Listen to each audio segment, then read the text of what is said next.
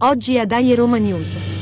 Il calciomercato è povero di idee. La Roma torna a Tirana. È finito il tormentone Scamacca. Le ragazze a Cascia dal 17 agosto. I fenomeni sono altri. Inizia Dai Roma News. Salve, questa è una nuova edizione di Dai Roma News. Come sempre ti ricordo di mettere un mi piace e spero che ti iscriverai al nostro canale. La trasmissione è pubblicata ogni martedì. Queste sono le nostre notizie. Apriamo il notiziario con il commento: Cuoco e tu, Roma, figlia mea.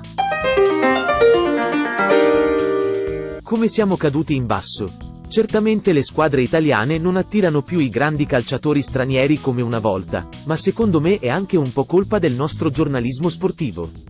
Infatti siamo messi proprio male, se su tutti e tre i quotidiani sportivi italiani, gli articoli che leggiamo si riducono ad un copia ed incolla, delle notizie o pseudotali, di scelte e nomi di calciatori che dovrebbero arricchire e potenziare le nostre squadre. Prendiamo ad esempio i nomi di Scamacca e Morata. Ebbene, da più di un mese non si fa che parlare di questi due calciatori.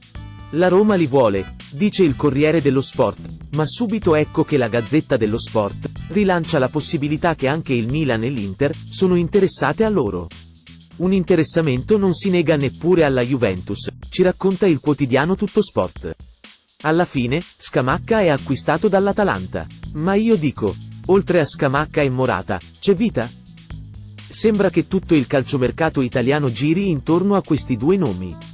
Ma è mai possibile? Ci sono alcuni giornalisti che ogni giorno tirano fuori nomi che una squadra o un'altra vorrebbe acquistare. Poi però, inevitabilmente, alla sera abbiamo la smentita. Devo ammettere che il premio alle novità extragiornalistiche va al Milan, che nel silenzio totale ha ingaggiato dei calciatori, non menzionati dalla grande stampa se non ad acquisto avvenuto. E quindi, ancora una volta, Cuoco e Vos, giornalisti, figli meis.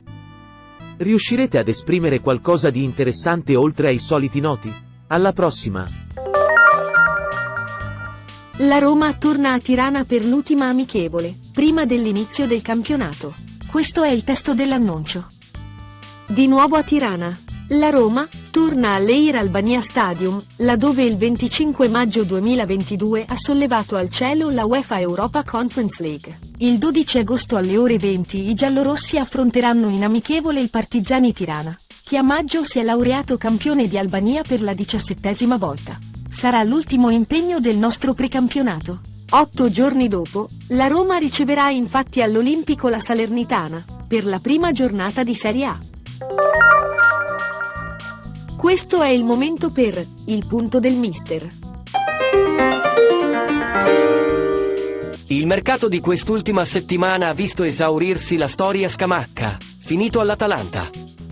Personalmente sono convinto di due cose: la Roma non era veramente interessata al giocatore, non era Scamacca che poteva farci fare il salto di qualità, facendoci conquistare la Champions nella prossima stagione.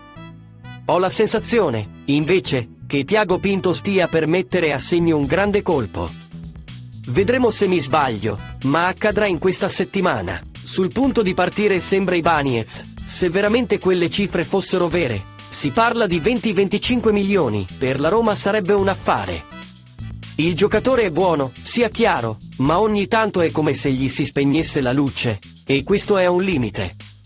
Dal punto di vista del calcio giocato, ho seguito le amichevoli disputate sinora. Mi è sembrato di vedere più un gioco fraseggiato fra le linee, dovuto anche alla crescita della sintonia fra Aouar ed i compagni di reparto. Dybala capocannoniere, ma attenzione a Belotti che ha dato importanti segnali positivi. Alla prossima, e dai Roma!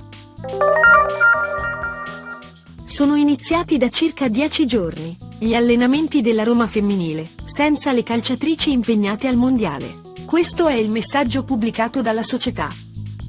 Oltre agli impegni internazionali, con Atletico Madrid e Chelsea, la squadra si trasferirà in ritiro a Cascia, dal 17 al 27 agosto, per completare il lavoro di preparazione alla nuova stagione 2023-2024.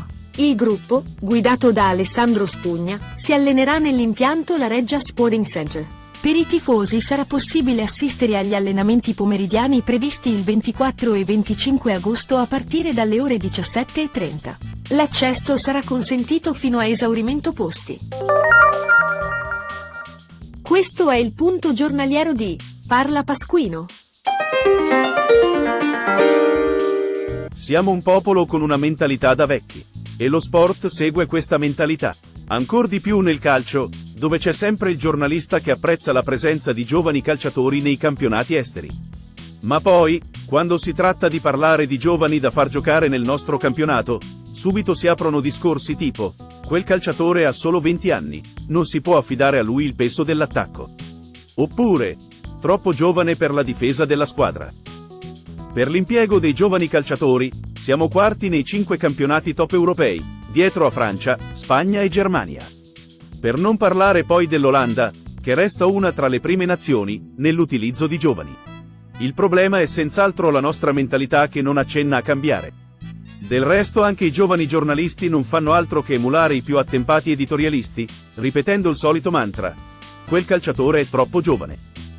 Dicono ciò, pur sapendo che se fosse dipeso da loro, calciatori come Gianni Rivera, Roberto Mancini, Francesco Totti, Gianluigi Donnarumma o lo stesso Kylian Mbappé non avrebbero mai esordito. Ma allo stesso tempo, dopo che qualcuno ha fatto quel passo, si vantano nel dire che, certo quell'allenatore ha rischiato, ma quel ragazzo andava fatto giocare. Parafrasando, si potrebbe dire che è facile fare i fenomeni con le scelte fatte da altri. E con ciò, ho detto tutto. E quindi, dai Roma! Questa era l'ultima notizia. Se ancora non lo hai fatto, metti un mi piace. E ricorda di iscriverti al nostro canale. Se vuoi seguirci, noi pubblichiamo ogni martedì. A risentirci alla prossima edizione di Dai Roma News.